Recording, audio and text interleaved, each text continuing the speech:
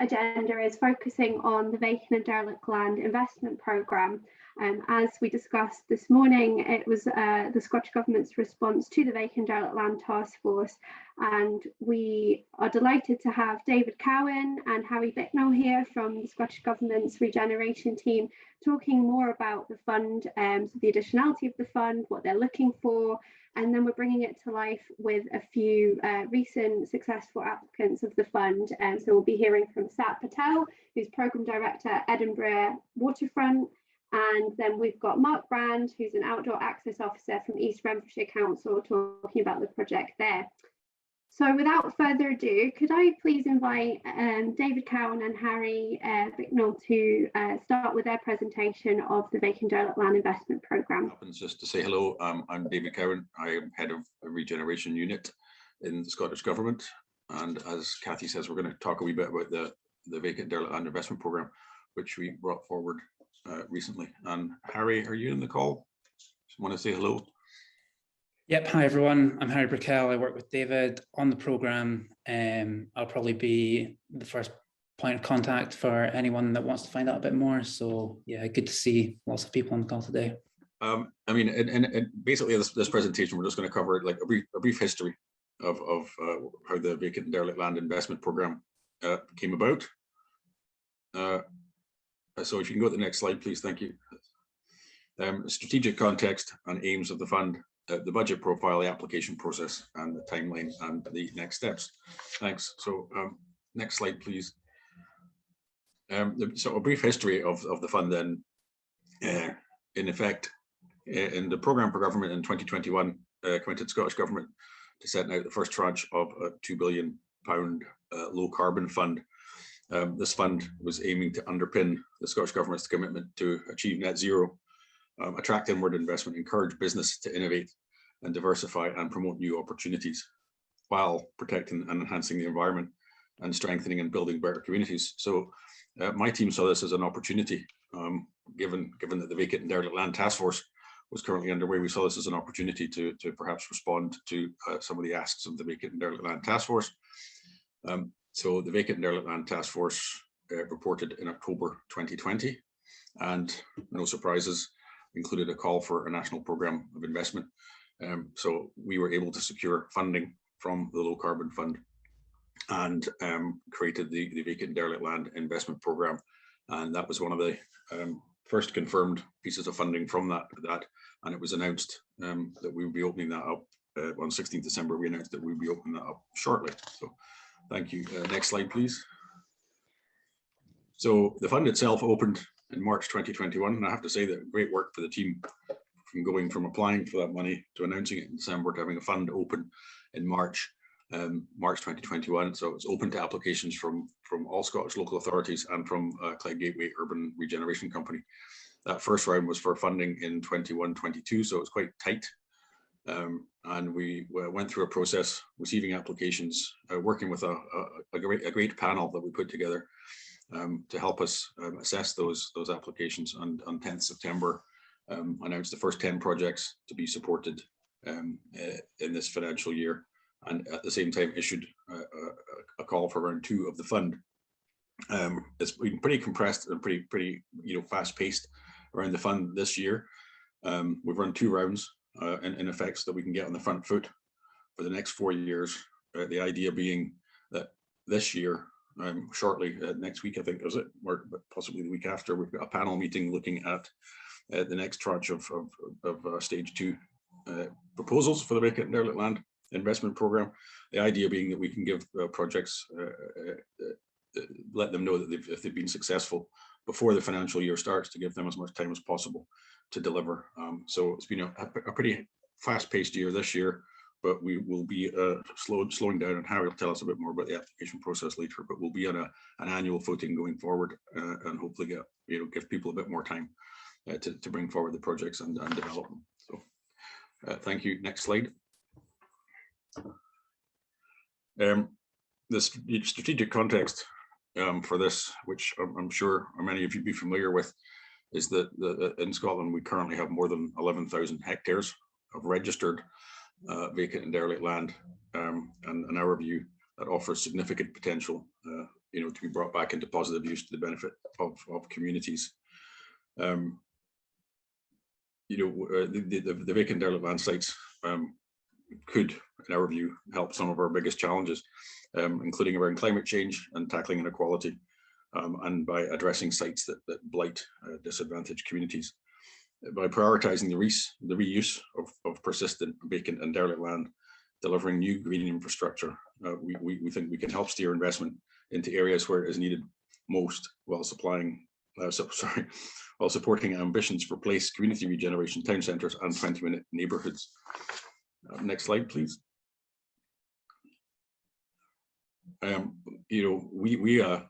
We think that, there's a couple of recommendations there from the Vacant and Derelict Land Task Force, that we should establish a major national green infrastructure investment programme, and that the programme should be built around 4 pillars of action: urban green spaces, community-led regeneration, low carbon housing and renewable energy, and supported by a multi-year funding package to stimulate investment. And the Vacant and Derelict Land Investment Programme, as I said before, was designed to respond to these challenges from the Vacant and Derelict Land Task Force. We brought together the steering group for the Vacant and Derelict Land Task Force to discuss the Vacant and Derelict Land Investment Programme, how it might work, and just to agree the priorities. It is a capital investment programme run over 5 years, starting, as I said, in 2021. And I think importantly, it doesn't stand by itself. The Vacant and Derelict Land Investment Programme is designed to complement the wider place-based investment programme, which is aiming to link and align place-based funding and develop a coherent approach to long-term renewal, promoting the resilience and well-being of communities across the country. And the place-based investment programme is backed by £325 million of capital funding over the course of this Parliament. So combined with the Vacant and Derelict Land Investment Programme, I think a significant investment and a great opportunity for us to work with communities and local government to drive some change. Next slide, please. We're keen to prioritise where we can the dusty sites. Dusty, as I think we might have heard in the earlier session, stands for, I believe, derelict urban sites since 2000 or earlier. And I think we've got Shona Glenn, formerly of Scottish Land Commission, to thank for that name, but I could be wrong. But anyway, regardless, thanks to the Scottish Land Commission for giving us the tag Dusties, and hopefully through the Vacant and Derelict Land Investment Programme, we can start to tackle a significant number of these.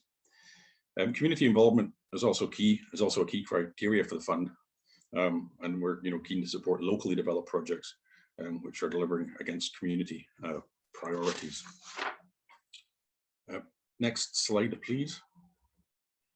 Again, we're not just setting this fund up as a standalone by itself. I mentioned that it complements the place-based investment programme, but also we are keen to address sort of strategic policy priorities. And this includes obviously, supporting from the Scottish Government perspective, the climate action plan, our town centre action plan, the economic strategy, securing positive effects for biodiversity. We're keen that the Vacant and Derelict Land Programme helps the ambitions of Housing 2040, also the National Planning Framework 4, and of course the Regeneration Strategy. On that slide there's a list of potential projects that we would be looking to support. So renewable energy, green spaces, community growing spaces, we've already seen some of those, meanwhile initiatives, urban farms, nature reserves, community woodland, low carbon affordable homes, low carbon commercial and industrial developments, and sustainable urban drainage and flood measures. We're not precious though, if we're keen that people bring forward their own ideas. So don't be constrained by that list. That's there just to help you think through what might be possible. But we're really keen to see what people can, what great ideas people can come up with for repurposing vacant and derelict land. The first couple of rounds we've seen some really interesting ideas. Not all of them have yet come to fruition and been funded. But the idea here is that we develop a pipeline of projects. So if you bring an idea forward, or local authority and community together bring ideas forward, it may not be fundable immediately, but we're keen that people get time to work it up. So we're taking a pipeline approach. It's not you apply once and you're out. The panel likes to give feedback through projects, and if they respond to that feedback, I'm more than welcome to reapply to the fund for a future year. Next slide, please. Just as quickly on the budget profile is 5 million in this financial year. It's 5 million in 2022-23, and then it starts to rise up. So 10 million in 23-24, and then 15 million in the final 2 years of the programme that we have committed so far. We are conscious that, you know, 50 million pounds, although it's a lot of money in the context of vacant and derelict land in Scotland, it's not. So this can't be the be all and end all, and nor should it seem to be. We're keen that this fund, through this fund, we can demonstrate what the art of the possible is, and hopefully, you know, take the opportunity to embed this kind of thinking and to make this the norm.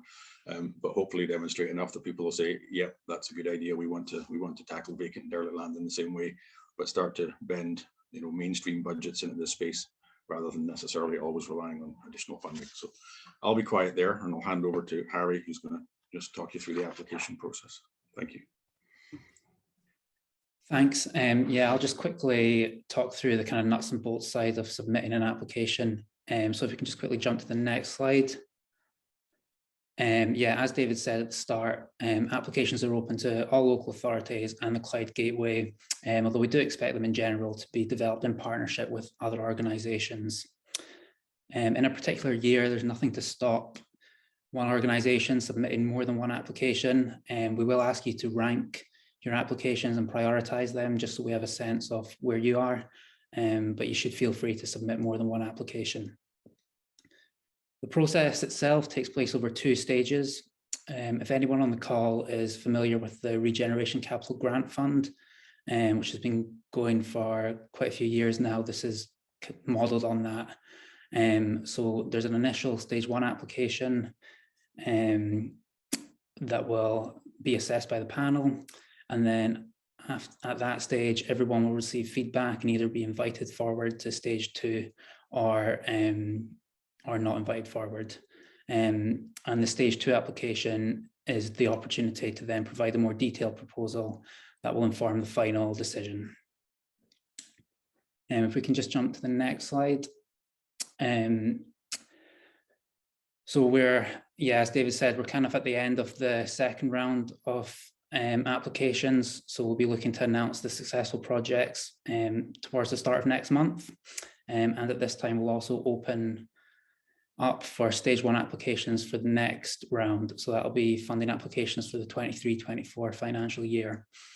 Looking ahead a wee bit further, the deadline for that will be in the summer, probably towards the early summer, but I expect the stage 1 applications to be open for a good 8 weeks or so. And then we'll feedback on that, as I said, and look to have the stage 2 deadline in the autumn with a view to making an announcement of successful projects for 23-24, either at the end of this year or right at the start of next year, to give plenty of time ahead of the start of the financial year. This will be the kind of process that we stick with from here on out. So if you are thinking about pipeline projects or projects that aren't quite ready to apply for yet, you know, please keep this in mind. And when we get to this time next year, it'll be very much the same schedule. So yeah, so we'll be happy to take any questions on that. And yeah, I'll just hand back to Kathy now. That's great, thank you both. And yes, as Harry says, we've got an opportunity for some questions. So if you have any comments or reflections, perhaps you're here and you've already put in an application and you want to find out a bit more about how that works, then please save your questions for the Q&A at the end. But for now, speaking of the art of possible, we've got 2 case studies, 2 examples of what the Vacant and Derelict Land Investment Programme can achieve. And first up is Patel, who is leading the Grant and Waterfront development. I've got a very impressive CV in front of me, but I think in the context of today's event, the Grant and Waterfront project is around 50 hectares of developable land, supporting delivery of around 3,500 new net zero carbon homes, along with new workspace, active travel links, a coastal park. All of this sounds great. So I'll let Sat do the talking and hand over to Sat. Thank you. Thanks very much. my reputation precedes me, so thank you very much for that. An illustrious CV, but lots of projects that have put wrinkles on my face. I think you guys were going to put the slides up for me, hopefully. So if you could do that, I'll run through my session. Thank you very much. So yes, as introduced, I'm Programme Director for Grant and Waterfront Regeneration, which is a public sector-led regeneration. So I work here for the council. If you move me on, thank you. This slide here is just to really give you a bit of context as to where we are geographically located. So Grant and Waterfront Regeneration is a strategic site within our city region deal. Just to give you a bit of context here, we are effectively, of course, on the waterfront, but geographically located to quite a lot of green space to the west, only 3 miles from the city centre. So just a real, I think it's just a real travesty that we have a waterfront that's sitting fairly derelict, underutilised, and is really crying out for regeneration. If you move us on, thank you. And then this just gives you an aerial view of the overall site that I'm talking about. So I will be focusing in on Western Villages today, which is effectively an early action project within our regeneration, and the first housing site that has been taken forward as part of that major regeneration, and effectively a site that we bid into the Vacant and Derelict Land Fund for. But really, I think that the first part of my presentation will just give you a context on Grant and Waterfront Regeneration as the overall site development, because the challenges that we face overall in that are effectively the challenges on that particular site, Western Villages, and why we needed to bid into the Vacant Derelict Land Fund. If you move me on, thank you. So just to give you a bit of site context and to explain the challenges that we really face on this site, it is a 150 hectare site, so a huge amount of land here. Effectively, it has been master planned through various master plans over the last 20 years. You can see in that picture there, so the area to the right is where a lot of development has happened, but effectively the area to the left is the bit that we're all talking about now in terms of regeneration. And really this was it was all master planned out previously, but when the 2008 crash happened, it effectively it was left to its own devices. The private sector unfortunately couldn't take it forward because of the challenges that are faced by it. Huge amount of contaminated land because it was previously industrial land and 3 gas holders sat on it. It has steep topography, so that's very challenging as well. And as you can see from that picture, very little infrastructure, requires a huge amount of infrastructure to really help the regeneration. What we've seen in the past is very piecemeal development. So there are pockets of land to the right that have been built out as separate housing developments, but there's not really any cohesion. There's very little placemaking. And in terms of amenity, there were things that were built for the wider development to come forward. But when that didn't happen, effectively, some of that amenity has sat underutilised and actually sat vacant as well. And then, of course, not to forget, Grant and Waterfront, as part of its major regeneration, it's ultimately around the surrounding neighbourhoods and surrounding communities. It is surrounded by quite a lot of deprived communities, some of them that sit in the top 5% of deprivation per the SIMD. So really, one of the main focuses of the regeneration, of course, is to create better opportunities for the local community, create employment, create an area and create a community that people can feel part of and feel proud of living in. So if you move me on, please, thank you. In terms of the strategic goals for Grant and Waterfront Regeneration, they're effectively these four main strategic goals. So it is about net zero. We pride ourselves on being quite a future-proofed and blueprinted way of regenerating. So huge amount of net zero carbon plan there. We will build in plans to build a district heating network system to effectively ensure net zero homes and commercial space and also existing assets within the area, but also promotion of sustainable transport, so very low car parking. We're promoting 25% car parking spaces within the development, along with a lot of active travel network to effectively promote sustainable forms of transport. In terms of sustainable and inclusive growth, we're very keen on upskilling. We have strategic partners in the area, so Edinburgh College, we have a lot of partnership opportunities with them. And then placemaking, of course, very strong on that. This is about adhering to 20-minute neighbourhood principles. The Coastal Park is a good example of that, creating an anchor that effectively will bring visitors to the area, but also create an amenity for local people. And then it's all about acceleration of affordable housing, which, like most local authorities across Scotland, is a real pressure point in terms of delivering affordable housing. Probably magnified because we're the capital city and the cost of living in Edinburgh is very expensive. So we have a huge demand for affordable housing. And this for us is really about ensuring that we use brownfield site and utilise it for affordable housing. If you move me on, thank you.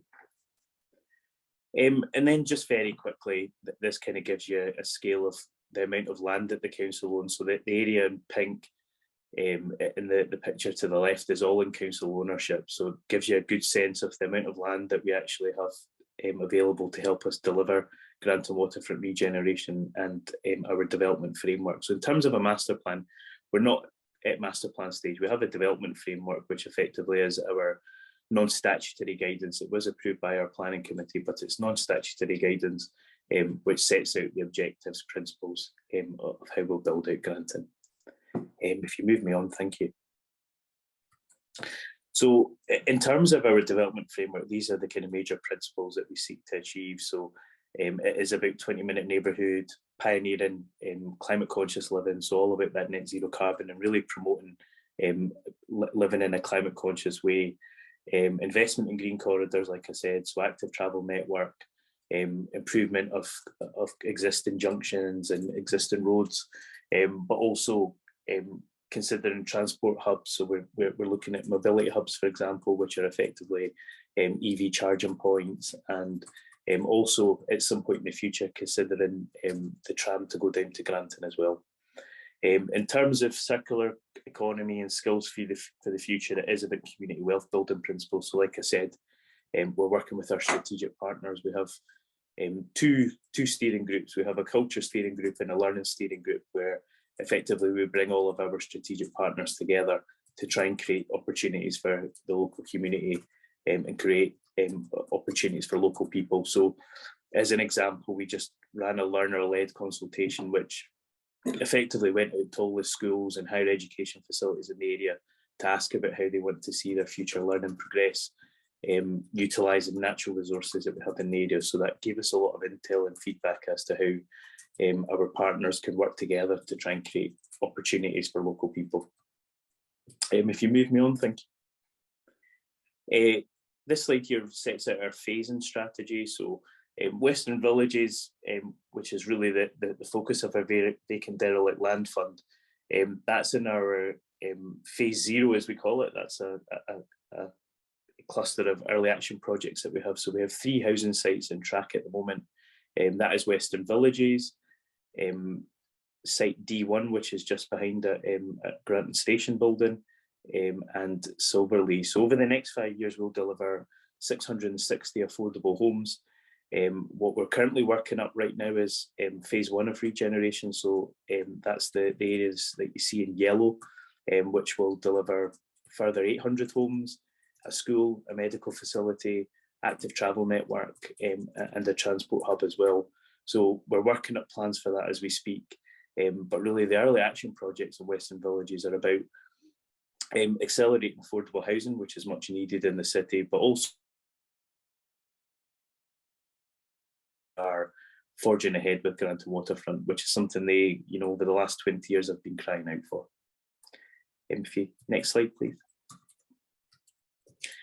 And then just focusing in on Western Villages. So really, when we bid into the Vacant Derelict Land Fund, the viability of Western Villages as a site for affordable housing was already challenging because of the high levels of placemaking that we are zero carbon challenge as well. So we're progressing with air source heat pumps on that site to deliver net zero carbon. So again, that really drove up the cost in terms of viability for us.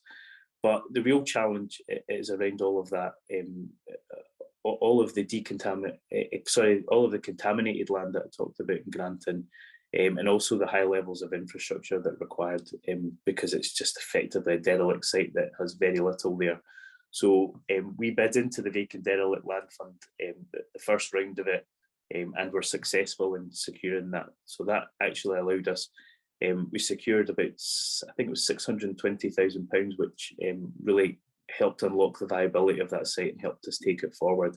I think without that, it would have been really challenging, and we probably would have struggled to get it off the ground. So that helped us take it forward effectively. And what we've done is, to stay in line with the timescales for spending the Vacant Derelict Land Fund, we effectively broke the construction phase down into 2 phases. So we've got an enabling works package, which is in the ground at the moment, and will be delivered in the next month or so, and then we'll move very quickly thereafter into the next stage, which is effectively the construction works contract. So as part of this enabling works, and these are real life pictures, I had somebody down on site last week taking these pictures for this presentation, but effectively that they're doing remediation as we speak, capping and vibro installation along with site clearance, and it's effectively doing service diversions and creating the SUDs that are required for the site. So really the Vacant Derelict Land Fund has effectively allowed us to take this forward and really unlock it. Next slide, please. And then just very quickly, this gives you the delivery timeline. So I'm actually at Finance and Resources Committee after this to try and get approval for entering into the construction contract with our contractor. So that will, all being well today, I get approval for that. We will be moving into stage 2, which will be in May, and it's a 44-week programme to deliver all of the homes by early 2026. So like I said, we'll deliver 444 net zero homes. It's a mixture of homes for sale, social housing, and our affordable mid-market rent housing as well, along with high levels of placemaking. So you see a pocket park there, but also active travel infrastructure as well, along with low car ownership and electrical vehicle charging. So promoting that kind of climate conscious living that I talked about. Next slide, please. And this just gives you a really graphical view of what it will look like. So it's effectively all the blocks you see there in blue. The blue roofs are effectively Western Villages. What you see around that is development that's already happened. So just to give you a scale of what we're talking about, and it also shows that we're really finishing off an area that's at derelict with plots that have been built around it. But this really makes sense in terms of finishing off that area. Next slide, please. And then just finally, because I know I've whittled on probably for too long, just a little bit of feedback on the process, and just to make it clear to people in the conference today. I think from our perspective, from a council perspective, and the Granton team have bid into lots of things that, over the last 18 months to try and push forward their early action projects. But I would say about Vacant Derelict Land Fund, it's probably been the smoothest out of some of the bids that we've put in terms of the process being not very onerous. Certainly the bid submission isn't very long, but asks the key pertinent questions that are required. And also the timescales for finding out whether you've been successful have been really tight and really slick as well. So I think from a council perspective, I would say it's been a really smooth process for us, and I would really urge other local authorities who are considering bidding into it to certainly to do that, because I think it's been really smooth. And as David said previously, I think even if you're not successful, what you do is you get feedback which allows you to then come back at another stage and try and resubmit. So I think from our perspective, it's been a great process and very easy for us. So that's me. Thank you, and appreciate the chance to speak about Grant and Waterfront. Great, that was really interesting, and really demonstrating the multiple benefits that I think the fund and also land reuse can deliver and supporting placemaking. So thanks for that, Sat. Chance to answer questions at the end. So you can also raise your hand and ask your question in person as well. But first, we've got Mark Brand from East Renfrewshire Council. He's a chartered planner and has supported community groups in reclaiming and abandoned sewage works. And he focuses his practice on innovative approaches to greening derelict land and delivering green infrastructure. Mark will be talking about the Leave and Water project. And Mark, if you'd like to unmute yourself and tell us a bit more about the project. Thanks. Yeah, so I'm going to talk about the Leave and Water Revival project. In terms of scale, this is at the opposite end from Sat's amazing Granton project there. But interestingly, just listening to his presentation, so many of the issues are the same for this site. It's called the Leave and Water Revival after the River Leven, which runs through Barrhead, and it was really the centre of the industry and the Industrial Revolution, powering the mills and the industry which Barrhead grew up around. But the legacy of that today is a sort of ribbon of derelict land which runs through the town. I'm going to talk about the why we're doing this, why it is important. And to do that, I'm just going to sort of recap it and tell the story of the project. I was asked to sort of, I suppose, identify how we came across the opportunity to do this. And I would say that there was no kind of, it crept up on us over time. There was no sort of like, let's do an Eden project type kind of moment. It was something which evolved over time. But back to the why we're doing this. Quickly, I'm just going to sort of like introduce you to our site. It is a dusty site. It's been sitting there since 1996. It's just a pretty spot on 1 hectare in size. It's owned by East Renfrewshire Council. The land is contaminated.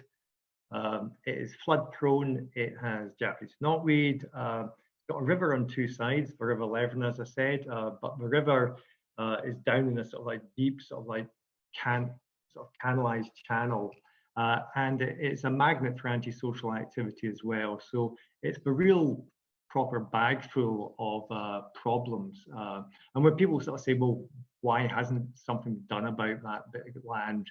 And you start to sort of like list these problems and the issues around that, it sort of like starts to make sense why so many derelict sites have been sitting there for so long.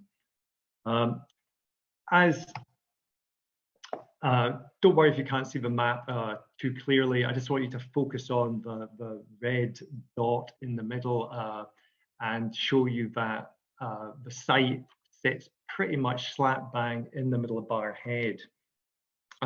This project, it didn't actually start out as a derelict land project. It started out as a project to explore why this green network, I can bring my cursor there, which runs through the middle of Barrhead, didn't function very well. This is the main street here. You can see my cursor. This is the main street, council offices, health centre, library, swimming pool, sort of residential areas round about, and the derelict land sitting right in the middle. That green network should be an amazing asset. I mean, it's straight out of NPF4, it fits with 20-minute neighbourhoods, but it just didn't work. So we started in 2017 asking people why that did not work. And very quickly we realised it was because of the derelict land. That derelict land had been sitting there in sort of like plain sight, but somehow kind of forgotten. I think there's sometimes an issue with derelict land. It just becomes part of the furniture. People grow used to it, almost kind of on some level accept it. But it has this blight effect. And when we started to really explore and talk to people, about it, we found out, and a fairly damning statistic, that when asked to score safety, how safe do you feel using that park, it scored a measly 4 out of 10. This is a park that the council offices look directly onto, so it's a pretty poor show. So that derelict land is blighting that sort of like central sort of like area of Barrhead. And as we sort of spoke to people, we realized that it wasn't just the immediate blight in that site or right next to that site, it was having these negative impacts right across the town. Because if you were wanting to walk to the train station or take your kids to the local primary school and you had to go near or past that derelict land site, you were being dissuaded from doing so. So it wasn't even that there was people right next to looking onto that site. It was people who might have been, 5-10 minutes away of feeling the negative impacts. At the same time as looking at that, starting to explore that derelict land, we started working with SEPA, looking at our river network and how we could work with SEPA and their Water Environment Fund to restore damaged rivers to, sort of see if we could identify any projects.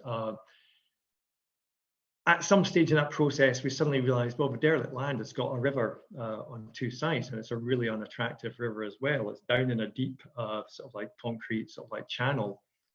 That's the moment, I suppose, if we're talking about identifying opportunity, that we really began to think sort of like in a sort of like wider, more sort of like ambitious way, that the river was the key to unlocking that derelict land, and that if we could fix the river, then we could fix the brown space, and by fixing the brown space, we could fix the green space round about it.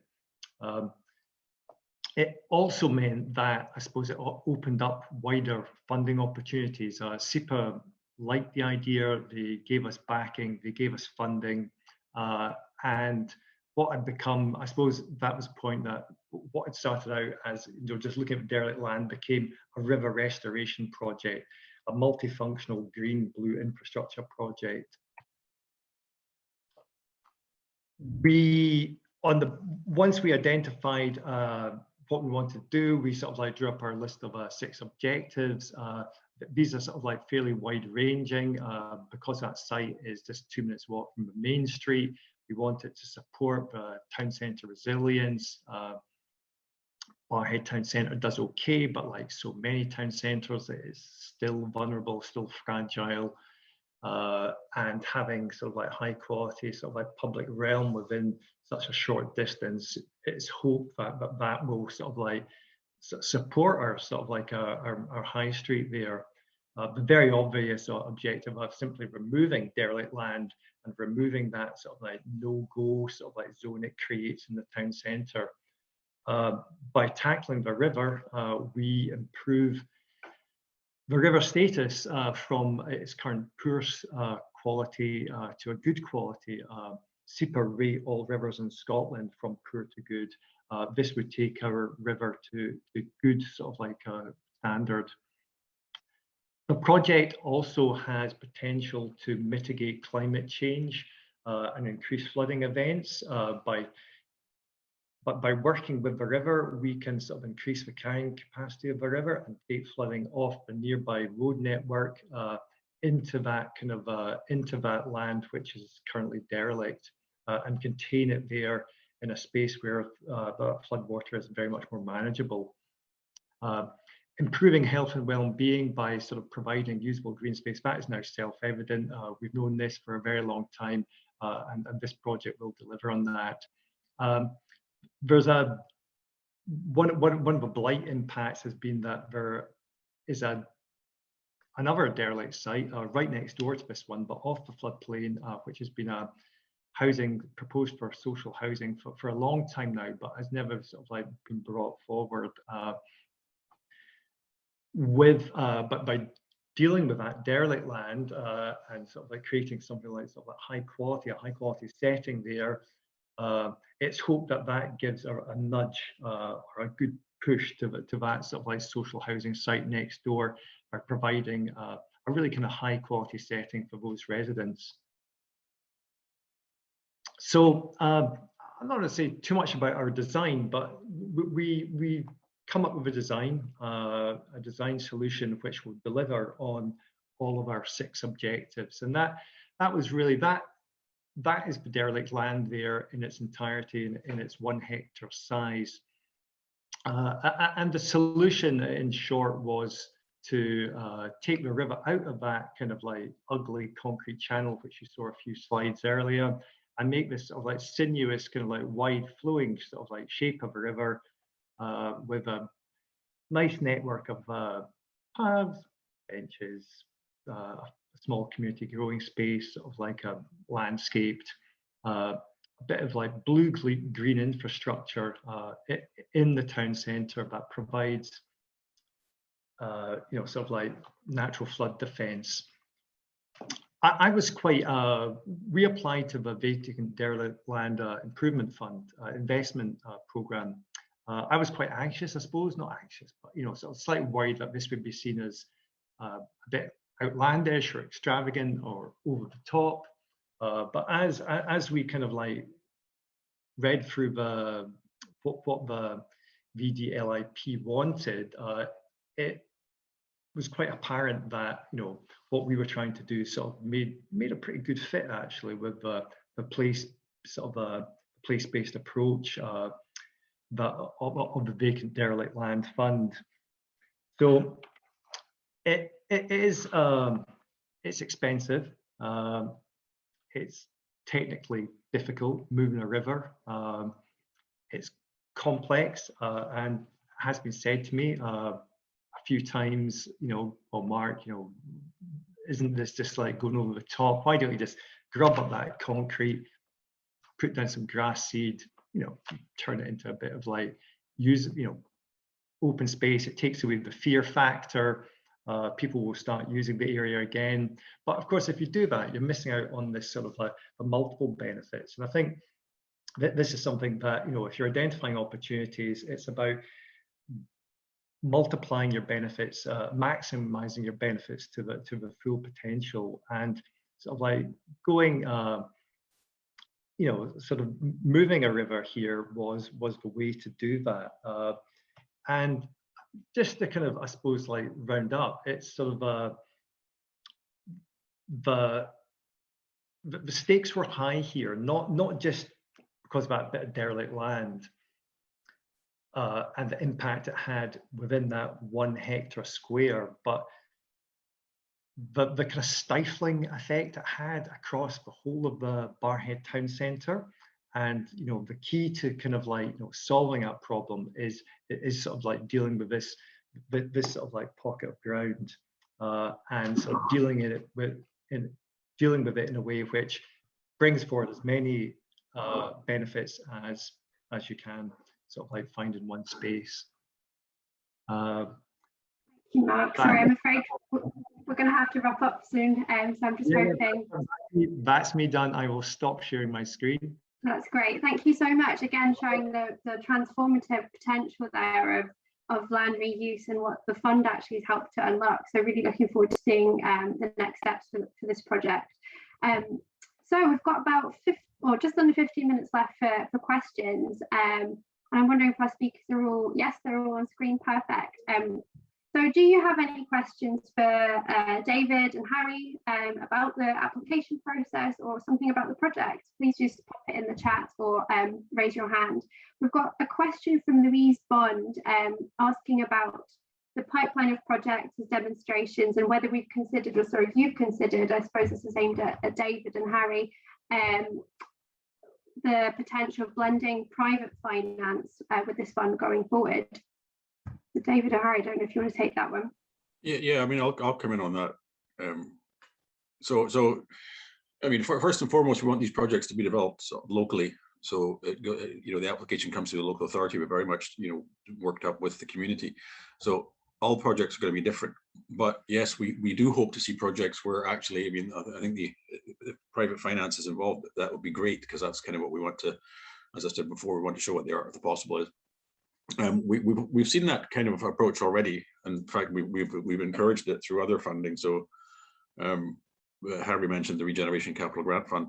So I guess just, you know, as an example, we've used the grant funding there, working with local authorities on the project, or in some cases it's a joint venture, but just about how you can use just enough grant funding to unlock a project, which then de-risks it enough that the private finance comes in on the back of it. So very hopeful that we'll see some of that through the Vacant Derelict Land Investment Programme as well.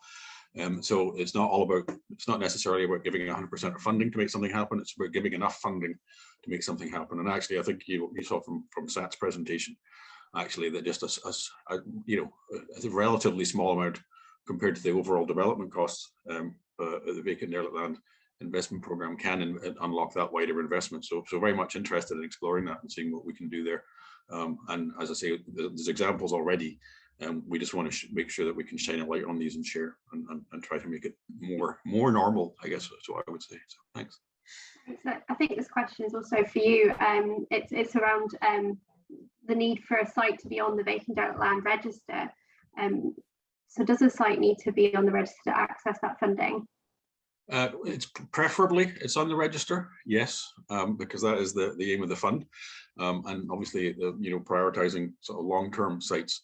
However, we're conscious that not all sites are on the register for a number of reasons. Some because they're too small, some because a local authority may not have got around to registering it. So we're happy for folk to make a case for why this bit of land should be addressed. So our starting point is vacant and derelict land being on the register, but actually, happy for folk to make the case to the panel why the project should be taken forward and why this piece of land is kind of causing blight in that community. Thank you. Judy Wilkinson says, are there any growing spaces envisaged in Granton? And she's glad to see a community growing space in the Leven project. I think this one is for Sat.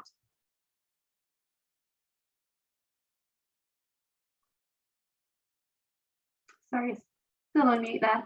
Sorry, my apologies. Major apologies there. In my Financial Resources Committee, exactly the same time as that question was being asked. Could you ask it again? Sorry. Are there any growing spaces envisaged at Granton for the community? It's a great question. Yeah, absolutely. Growing space, allotment space is something that we're very keen on promoting. We have a walled garden already within Granton, so as part of the purchase of fourth quarter land back in 2018, we also took ownership of a walled garden where we have a community group in there doing quite a lot of community growing. It's quite a derelict place again, so we are looking for funding to help us take that forward. Similarly, we've got a farm co-op who've taken land at Lauriston, which isn't far away from Granton as well, to do community growing. So yes, certainly promoting that.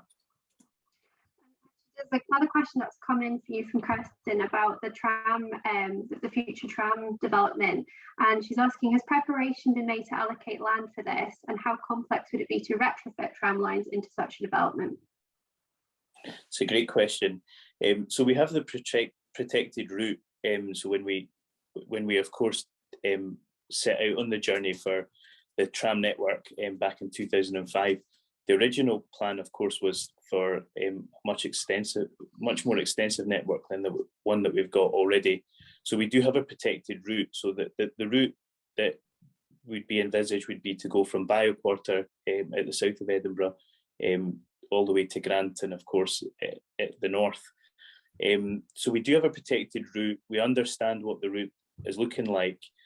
So effectively, as we build out the development, you're absolutely right, we have to be mindful of not developing on areas where the tram will go, but of course at the same time not investing in high amounts of public realm and expensive public realm if all we're going to do in 10 years' time is rip that back up again and put tram tracks down on it. So it is about working with all of that in our heads. Tricky, it's certainly not easy, but not insurmountable. So we're working, we will keep that in our minds as we work through the designs of future phases of Granton. Thanks. I've actually got a question for Mark, and it's about, and Sat as well, please do come in. It's about the role of community input for this application. It's something that makes this fund quite distinct, is that the level of participation of communities in shaping these plans. And I'm just wondering if you could give us some examples of how you went about that. Yeah, we've done our community engagement, but that's not really kind of involvement as such. We have the local a head teacher from the primary school, which is just 2 minutes from the site, sits on the project board. So we have that kind of like a direct link to that school. And the pupils have actually been very active in sort of like creating pieces of art, researching history to do with the mills and the history of the lever in the town. So we've got kind of a very kind of like hands-on element there.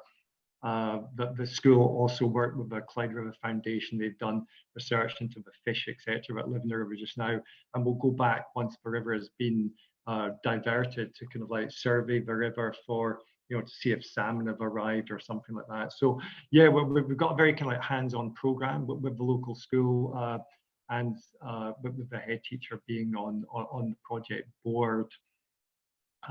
And the little growing space, that's kind of like just speaking to the local, the food growing strategy group. We identified, we haven't made that huge. It's sort of like small, and there's capacity for it to grow.